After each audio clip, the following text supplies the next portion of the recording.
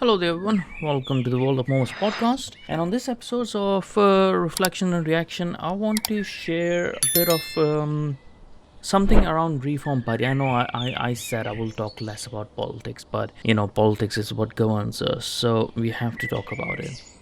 So I'm going to explain a bit of my uh, one part of my issue with reform, which is becoming more and more alarming as days goes on, right? So this is, in my opinion, this is conjecture. This is, what I'm alleging that might, I think, is going on.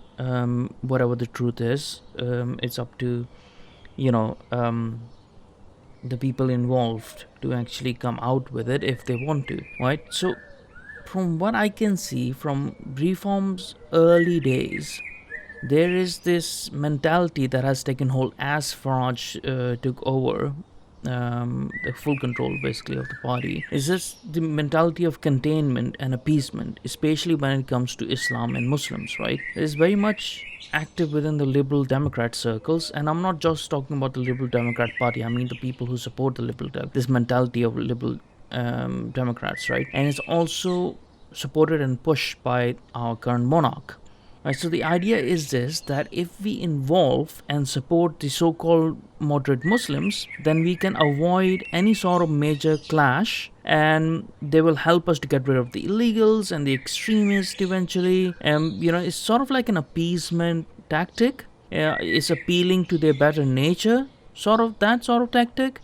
That this strategy presupposes that the religion which moderates adopt is actually the acceptable form of religion, and everything else is extremism, which is why this strategy lacks any meaningful understanding of the Islamic doctrine, in my opinion, or its theological approved history of violence. It fails to understand the life of Muhammad and the veneration of Muhammad within the Islamic community, right? Because the whole of Islam is based upon that one person. Now, owing to this strategy and Farage's constant desire to be liked by all and accepted by the elites over doing the right thing, I think so that's why he involved Zia Yusuf into the ranks and tasked him with forming an alliance with the moderate Muslims of Britain, right? The British moderate Muslims. And Zia has then, it seems, gone to involve a lot of Muslims and Pakistani donors so that they have a stake in this project. And this way, in Farage's opinion, perhaps they can tackle the Islamic extremism problem and spread a more moderate version of Islam within Britain. I believe this is something that most of the reform members themselves understand and agree with, as well, being the best strategy to avoid conflict and confrontation within this country. But what they don't understand is a lot of these Muslims, especially the Pakistanis, would be pretending to want a moderate, sort of a solution, right? Or they might even want it, right? But who is to say when if the demographics change, they probably are doing it right now, right? They're probably doing a Makkah version of Islam. They're saying, okay, let's wait and grow our numbers, and then we'll see, right? And then we can evolve into the Medina one. And the Makkah and Medina, as I've a mentality in Muslims, as I've explained to you before as well, is like, when Muhammad was in Makkah, he didn't have that much control, he didn't have that much power. That's when he was starting out, so all the verses were of peace, peace, loving peace, whatever. Then he went to Medina, took refuge in Medina, migrated to Medina, which was the city of Yathrib, which he converted to Medina later on. Over there, he took over. He did a lot of wars. He like with the Jewish tribes and stuff, grew strong, and then that's all when the violent sort of verses come into force, right? So their mentality switches, like his mentality switched. The simple fact is that the leadership of reform, along with many of their members, are bereft, in my opinion, of any spiritual existence, and are purely economical and materialistic beings. From that perspective, of course, it makes sense to maintain the economy over any consideration to the cultural issues and devaluing of nationhood issues, right? And that's when you have people like Richard Tice say, oh, I'll be dead by that time, or whatever. Or Raj saying that he doesn't really care about the demographic change and the replacement of British natives, right? So that sort of explains their mentality. They do not understand the essence of Islam and its dangers because they are so disconnected from their own souls. Now, why am I talking about soul and spirit, right? Because if you're not connected in that way to the lands that you live in and to the lands that you belong to, then you treat them just as economic sectors within a materialistic framework. And you also fail to understand your enemy of Islam, who is definitely connected in a spiritual war against you, albeit that spirit is evil. And this mentality comes in, like they think that everyone is like them, right, and views the world like them. It's like, oh, all Muhammad or all Ahmad or all Mustafa down the road wants to do is go to work, have a family, buy a house, and go for a few bevies with his mates. Like, he doesn't even pray that much, and he drinks alcohol, doesn't matter, right? Everyone is the same, they all want the same thing, like, well, there's just no guarantee that Ahmad's, Mustafa's, or Muhammad's children will not grow up to blow up your children in concerts by just attending their local mosques, reconnecting with their faith, reading the Quran, and following the Sunnah. No additional indoctrination into extremism would be required, but that as a gateway, right? This is evident in why second and third generation British Muslims went to fight jihad with ISIS. We keep making the same mistake because people like uh, liberal Democrats, not, and again, not the party, but people who support the liberal Democrats, and now people who are supporting reform, basic, the liberal mind, keep wanting to avoid the necessary struggle and strife to attain the desired outcomes.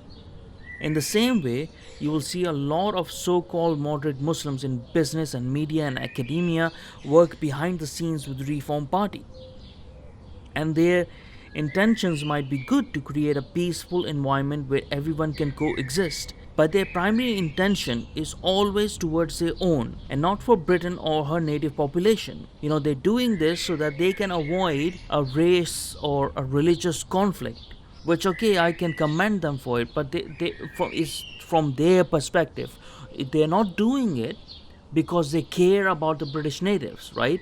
Because if they cared about the British natives, they would have been activated 30, 40 years ago when all of these grooming gangs were operating at a higher level. By now that they fear a backlash, that they want to coexist, or they want to give this idea of coexistence, and they see a vehicle of Reform Party, how they can actually give that perception out there, sort of defang the English, right? And so that they sort of like calm down and pull their hand off pull their finger off the trigger, so to speak, against them, right? So this is not really because they care about their primary intention is always towards their own and not for the Britain, not for Britain or her native population. There's just another economic zone for them. And when push comes to shove, do you really think they will die for you? Or do you think they will begrudgingly they will apologize to their own and sort of join the Islamist when the push comes to shove? And that is evident as well when you see the number of Muslims that serve in the British Army versus the number of Muslims that are in prisons and the number of Muslims who went to fight for ISIS. The people who are the Muslims who are in prisons and people who went to fight for ISIS are significantly higher than the British Muslims within the army. So you can clearly see that their primary motive is just treating Britain as an economic zone to eventually spread their influence, to either be so detached, because they are so detached from the worries of Britain that they just treat it, like I said many times now, treat it like an economic sector, or sort of treat it as an economic sector so that they can grow the strength of their ummah eventually and spread their religion, right?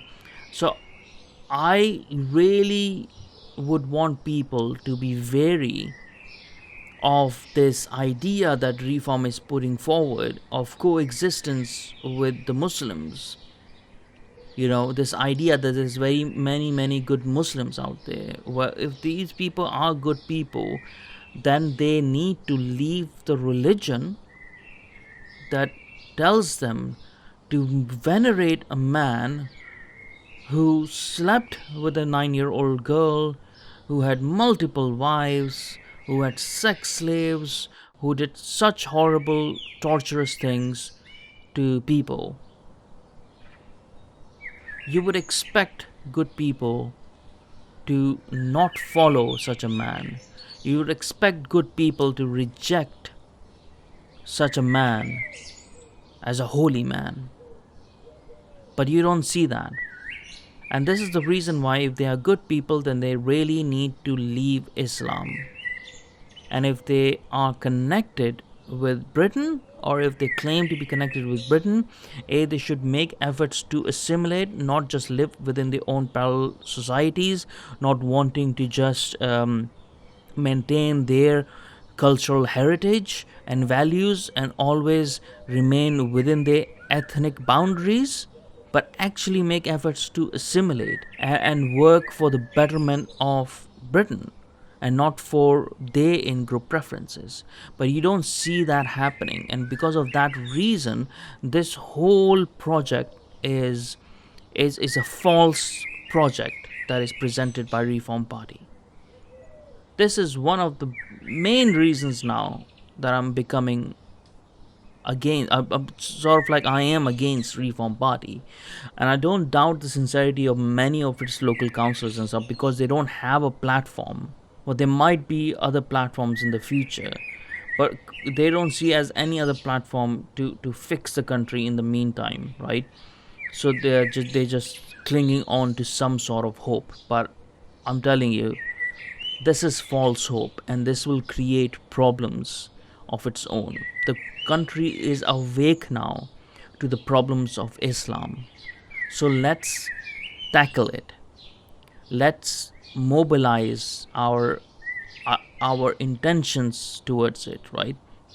Let's be more active in denouncing and condemning their thinking, their ideology, and how perversive their theology is towards the West as well. And let's not act as a containment, and let's not support a party that is definitely out there to act as a containment. Anyways, those were my thoughts on that matter. Thank you for listening, and hope to catch you next time.